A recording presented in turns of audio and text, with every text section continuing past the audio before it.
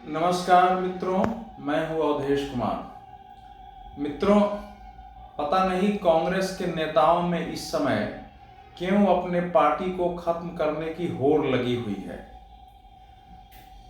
सलमान खुर्शीद कांग्रेस के वरिष्ठ नेता हैं। केंद्र में उन्होंने कैबिनेट स्तर के कई मंत्रालय संभाले हैं। उनको पता होगा कि हम जो कुछ बोलते हैं, जो लिखते हैं, उन पर क्या प्रतिक्रिया हो सकती है। उन्होंने एक पुस्तक लिखी है, जैसा आप सबको पता ही होगा। उसका नाम है sunrise over Ayodhya, nationhood in our times. अब जाहिर है कि अब इस पुस्तक के शीर्षक से ही कुछ बातें स्पष्ट होती है।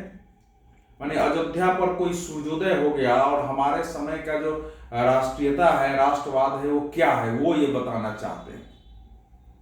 अब उसमें उन्होंने जो कुछ भी लिखा है, जो कुछ वो बोल रहे हैं, जब उनसे एक सवाल पत्रकारों ने उनसे पूछा था कल कि आपने जो भारत में हिंदुत्व की तुलना विश्व के भयानक जिहादी आतंकवादी संगठनों बोको हरम और आईएसआईएस से तुलना की है, उस पर विवाद उभर रहा है, आपका क्या कहना है? वो खींच पड़े, ऐसे बेहुदा सवाल क्यों पूछते हो? मेरी 300 पेज की किताब है, उसमें मैंने हिंदू मुस्लिम एकता की बात की है। उस पर चर्चा क्यों नहीं हो रही है कि इस ढंग से बेहुदा सवाल उठा रहे हो? जाहिर है वो खींचे हुए हैं। अब यह बेहुदा सवाल कैसे हो गया? अगर उन्होंने नहीं लिखा तो उनको कहना चाहिए कि उन्होंने नहीं लिखा है। अगर उन्होंने लिखा है तो फिर उनको बताना चाहिए कि उन्होंने लिखा है। अब उन्होंने ये लिखा है। अब इस किताब के 113वां पृष्ठ जो है, उसमें जो 6ठा अध्याय है, उसमें वो लिखते हैं, मैं उसको पढ़ रहा हूं आपके सामने।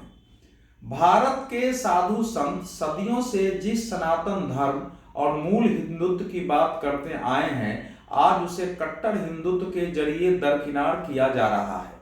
आज हिंदुत्व का एक ऐसा राजनीतिक संस्करण खड़ा किया जा रहा है जो इस्लामी जिहादी संगठनों आईएसआईएस और बोको हरम जैसा है।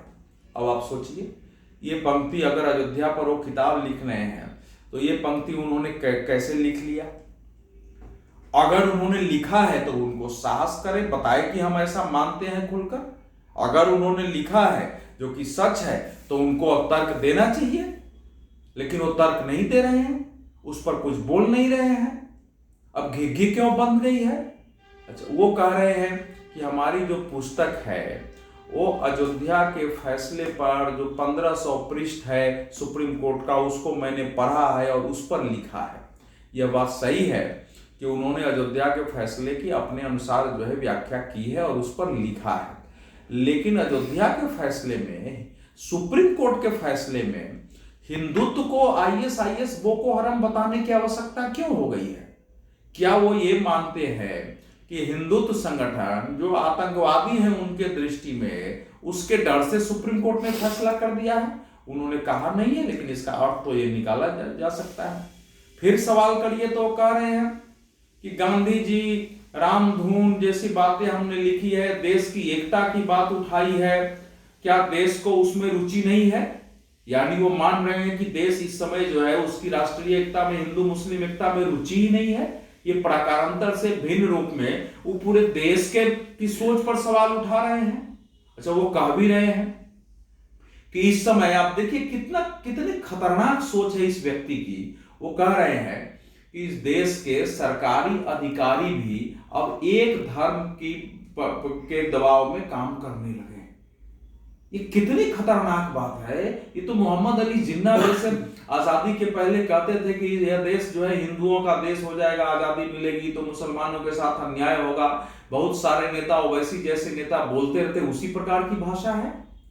क्या सलमान खुर्शीद ये मानते हैं कि भारत में भाजपा की सरकार आने के बाद सरकारी अधिकारी और सरकार अल्पसंख्यकों यानी मुसलमानों को उनका अधिकार पालन नहीं करने दे रही, वे अपने मजहब का पालन नहीं कर रहे हैं? अगर नहीं कर रहे हैं तो सलमान खुर्शीद ऐसा पुस्तक लिखने का साहस कैसे कर गए?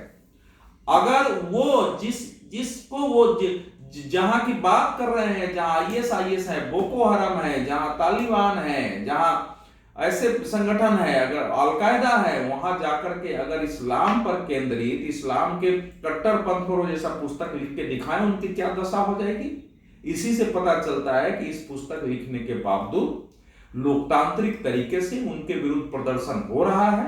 कहीं कोई हिंसा उनके विरुद्ध, उनके परिवार के विरुद्ध नहीं हो रही है, उम्मीद है कि नहीं होगी, तो वो झूठ लिख रहे हैं। अब सवाल है कि ऐसा क्यों लिखा है उस व्यक्ति ने अयोध्या के बाद। अच्छा, एक और देखिए, वो अयोध्या के फैसले की प्रशंसा भी करते हैं कि फैसला अच्छा है। वो लिखते हैं कि इसमें मस्जिद बनाने की भी बात है, लेकिन फिर लिख देते हैं कि इसकी चर्चा कोई नहीं कर रहा है।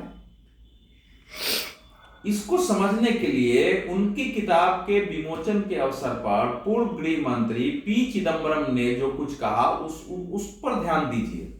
पी चिदम्बरम साहब ने कहा है कि दोनों पक्षों ने उस फैसले को मान लिया, इसलिए नहीं कि वो सही था, यानी वो सही था इसलिए दोनों पक्षों ने मान लिया, ये बात नहीं है।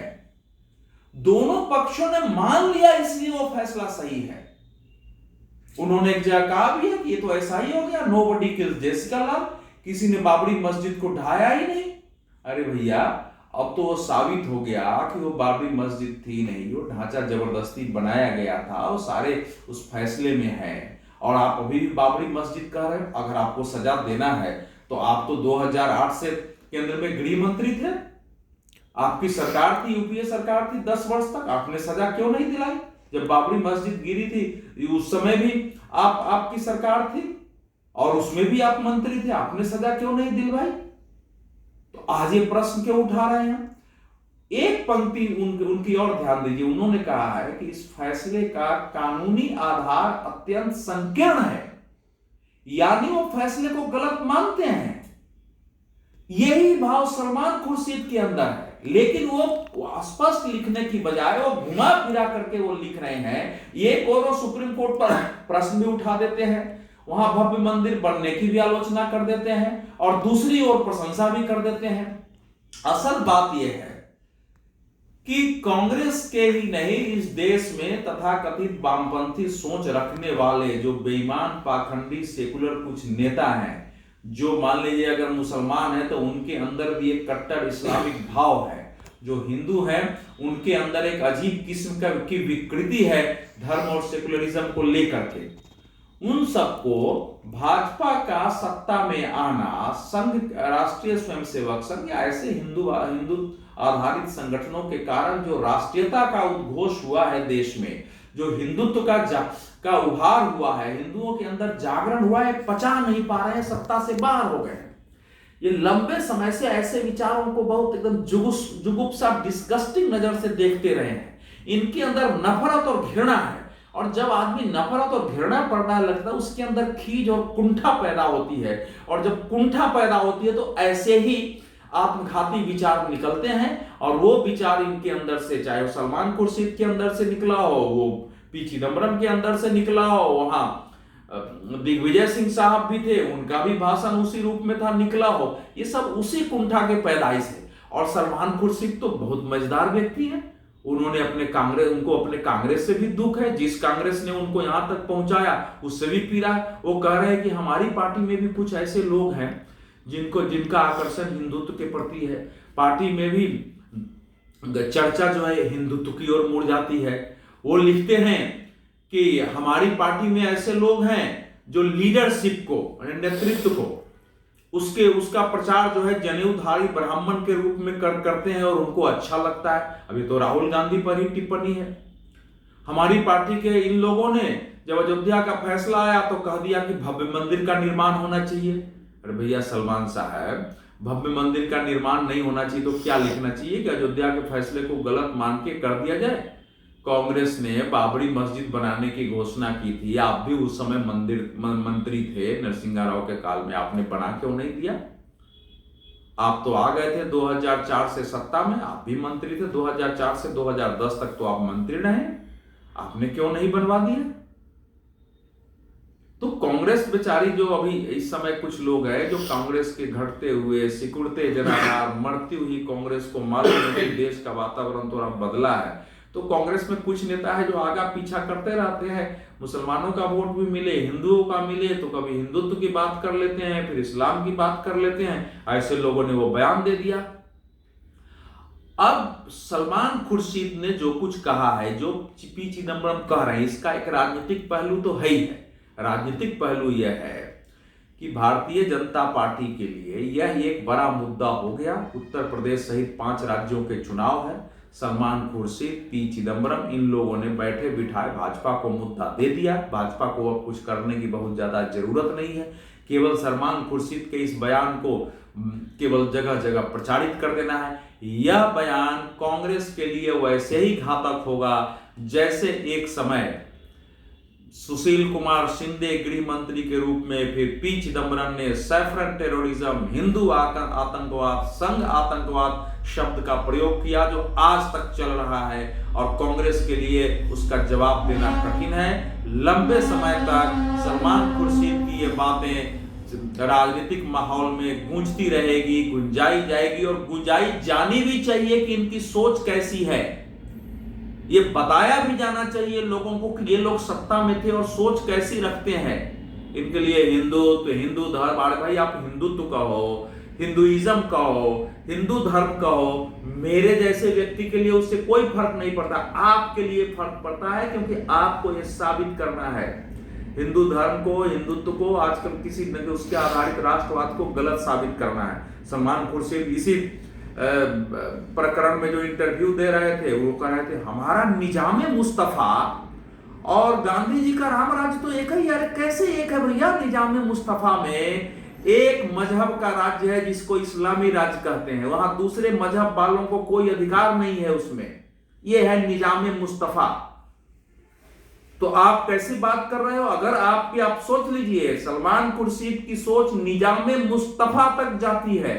ऐसा व्यक्ति ऊपर से चाहे जितना मुलम्मा लगा ले, वह कभी भी दूसरे धर्म से प्रेम नहीं कर सकता, उसका सम्मान नहीं कर सकता।